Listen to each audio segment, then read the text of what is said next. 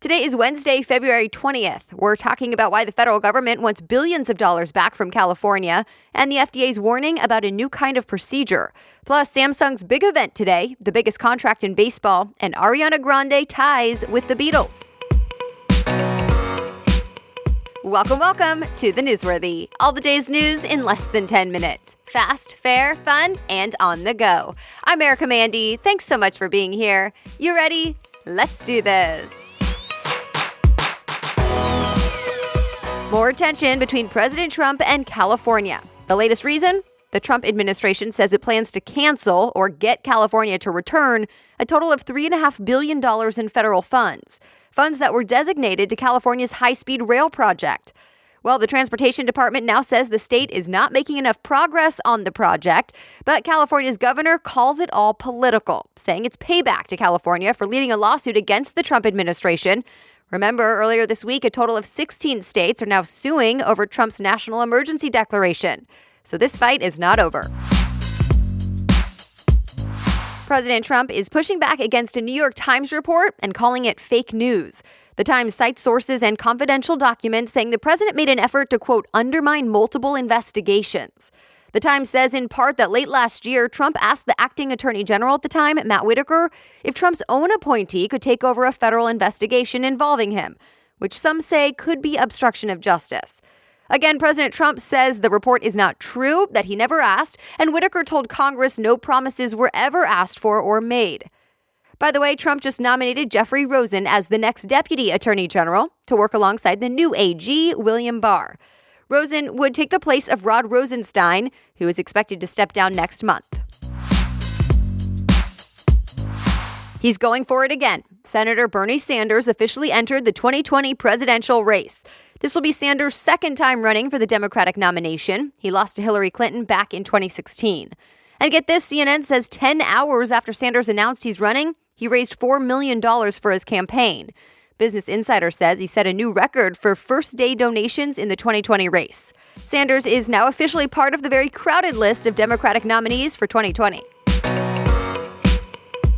U.S. Supreme Court Justice Ruth Bader Ginsburg is back. She was away from the bench for 8 weeks while she recovered from cancer surgery. The AP reports the 85-year-old missed some arguments in court for the very first time in her 25 years on the bench, and still she worked from home. But she was back as of yesterday. The Hill says Ginsburg did not say anything about her return and looked strong. Students and teachers in West Virginia should be back at school today, but only after West Virginia teachers were on the picket line this week. NPR says teachers were on strike for a few hours, but it quickly ended when the education bill they were fighting against was killed. This was the second strike within a year's time that West Virginia teachers went on strike. Remember, the first one last March inspired other teachers across the country to start their own strikes. The FDA is warning customers about so-called young blood transfusions. TechCrunch says some companies are using blood plasma from younger people and giving it to older patients, claiming it can treat diseases like dementia, Parkinson's, and Alzheimer's. But the FDA says that is not true, and federal health officials warn there is no proof that blood transfusions from young donors treat any diseases, and instead the procedure can actually be dangerous. One of the main companies offering this did stop offering the transfusions hours after the FDA's warning came out. Well, today is the day Samsung is officially announcing the Galaxy S10, although there have been plenty of leaks and rumors about today's big event already. In fact, the Verge reports an ad for the new phone accidentally aired in Norway, and it's giving us even more of a sneak peek. According to the commercial, it has an ultrasonic fingerprint reader, a triple camera system, and a reverse wireless charger, meaning it can charge other devices, even the Galaxy earbuds. But we will find out the details for sure today when Samsung announces the phone. The event starts at 11 a.m. Pacific time, so stay tuned.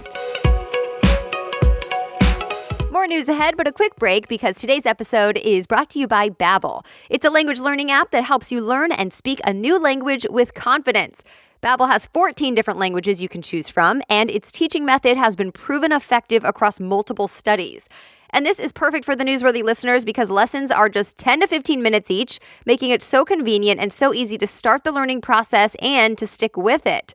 and all of your progress stays updated across all of your devices.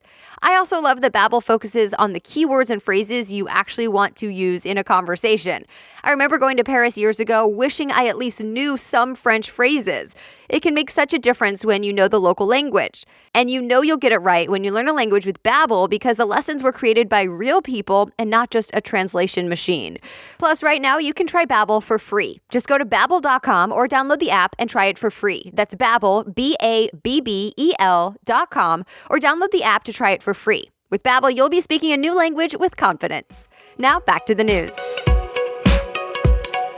The San Diego Padres just made sports history. They offered Manny Machado a 10-year, $300 million deal.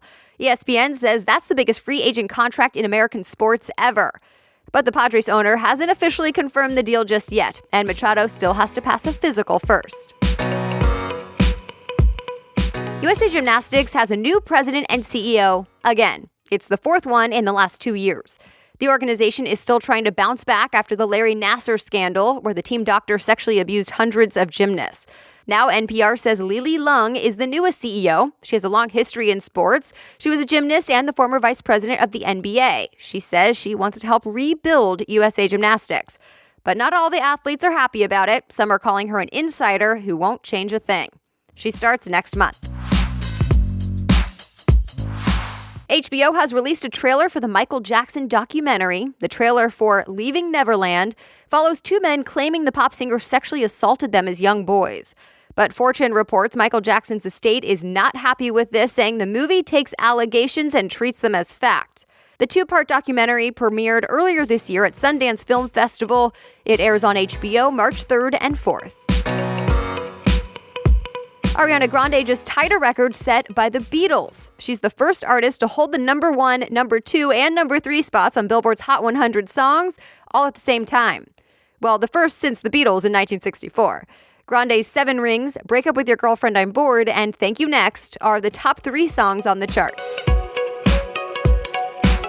And that's it for today. Thank you for listening. And if you'd like to read more about any of the news stories we talked about, just check out today's show notes on thenewsworthy.com. Click episodes from the homepage and find today's date. The Newsworthy is ready for you to listen every weekday by 4 in the morning Eastern Time. So I'll be back with more news tomorrow. Have a great day.